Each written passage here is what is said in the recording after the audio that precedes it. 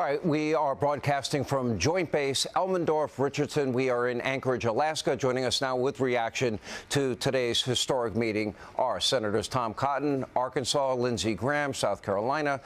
Lindsey, start with you. A couple of things really stand out to me. Vladimir Putin saying to the world, this war never would have happened had Donald Trump been president. Donald Trump, scale of 1 to 10, gives it a 10. I took a lot away from this interview. Your thoughts? Number one, I don't really care what. I blame Putin more than anybody else for starting the war. I want to be clear about that. But let me tell you, I've never been more hopeful this war can end honorably and justly than I am right now. The news you made in this interview, to me, is earth-shattering. President Trump said that Putin wants him to meet with Zelensky, that Putin is now apparently agreeing to a trilateral meeting between Putin, Zelensky, and Trump. That's the biggest breakthrough of the night. I've never heard that before. If we have that meeting, I think there will be an honorable and just end to this war before Christmas, well before Christmas. If that meeting doesn't come about, then I think Trump's going to have to use severe consequences against Putin and those who buy his oil and gas. Senator Cotton, what was your big takeaways of this? Yes, Sean, I agree. That would be a very critical meeting between Presidents Trump, Putin, and Zelensky. There's no ceasefire coming out of this meeting today, but also I thought President Trump stood firm in defense of U.S. interests and also our friends in Europe and Ukraine. This is in contrast, for instance, to Joe Biden's summit with Vladimir Putin in the summer of 2021. In just 2 months, we saw the collapse of Kabul, and then 2 months after that, we saw Vladimir Putin begin to mass forces on Ukraine's border.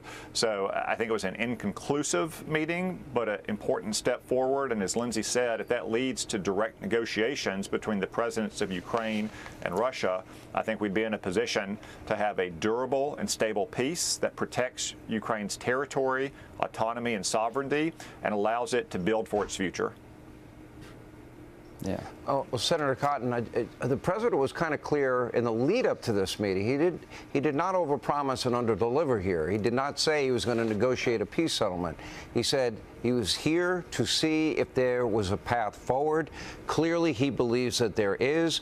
Apparently, based on everything that I heard and read that Vladimir Putin said, I was in the room at the time. I don't understand or speak Russian, but having a readout of it, it seems like he feels that there is a path forward and wants President Trump to be a part of it. That was the stated purpose, was it not? Yes, Sean. I think the president appropriately set and measured expectations for the meeting. Vladimir Putin has been waging this war of aggression for 3.5 years now.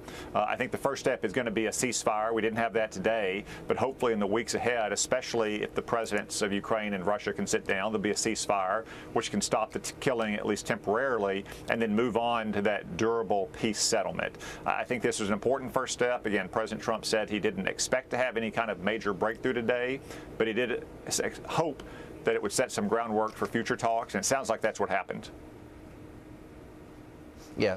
Senator Graham, what would you like to see as next steps? I did bring up with the president, I said, in most people's minds, and you had made similar comments, that there's going to be land swaps. There probably will be, I would assume, the Donbass region, which is about 80% Russian national, will remain with Russia. But what Ukraine is obviously going to want out of this more than anything else, they have got to have security guarantees, non-NATO related. And that would mean, obviously, a good relationship with the United States, their ability to purchase weapons. And, of course, Europe is going to have to step up. Yeah. Well, the infrastructure of deterrence is what Biden and Obama failed to deliver. When Putin invaded in 2014 and 2022, on Obama and Biden's watch, there was no telling Putin, you better not do it again. I have all the confidence in the world that Donald Trump will make it clear to Putin, this war will never start again. If it does, you're going to pay a heavy price. Security guarantees for Ukraine. So if Putin invades in the future, he'll be fighting a coalition of the willing, just not Ukraine. That American weapons will flow to the Ukrainian military in perpetuity. They'll have the strongest army on the continent of Europe. That we'll have pre-invasion sanctions to hit Putin if he ever does this again. There will be land swaps. You can't evict every Russian, but the Ukrainians will make that deal, not the United States. Ukraine will make that deal. And Trump set in motion the end of this war. Now, I've never been more optimistic than I am right now. Tom is right. There's no ceasefire. But when Trump told you, and this is breaking news as far as I'm concerned, that Putin wants to meet with me and Zelensky, that sets in motion an end of the war. And let me tell you this. If he does meet with Putin, Zelensky, and Trump, and there's no end of this war, Trump will crush the Russian economy. Well, I think that's what the president said. There'd be dire consequences if, in fact, Yes. you know, this meeting did not go well today. That's not happening. And he even went a little step further when he said he didn't think he had to go back to China in terms of their import of oil. Let's go back, Senator Cotton. Remember, Crimea was under Obama and Biden.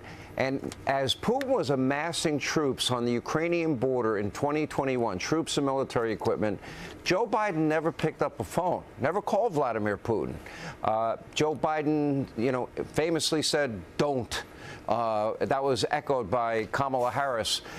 And then, of course, well, what happens if? Well, it depends if it's a minor incursion. You know, Donald Trump is involving himself pretty much in every conflict around the world. He explained that while he's talking about trade with these countries, he's also talking peace with these countries. There's really not a, you know, the trade deals obviously impact the United States. Peace in the world just saves lives, and he seems heavily, heavily invested in it. And I don't think a lot of world leaders are willing to expend the political capital to do that. No, I don't think so either, Sean. You know, strength and resolution matters tremendously in the conduct of foreign policy and national security, and you put it well. Vladimir Putin invaded Ukraine when Barack Obama was president. He did it again when Joe Biden was president. He seems to do it when Democrats are president because they are weak and irresolute. But as he himself said today, he didn't do it when President Trump was in his first term, and he takes President Trump seriously today. That's the kind of strength and resolution that we need, not just in Ukraine, but we saw in Iran, we see in the war in Gaza, and that we've seen in these trade negotiations as well. It makes a big difference to have a strong president back in the White House. All right, Senator Cotton, Senator Graham, thank you both for being with us tonight. Hey, Sean Hannity here. Hey, click here to subscribe to Fox News YouTube page and catch our hottest interviews and most compelling analysis. You will not get it anywhere else.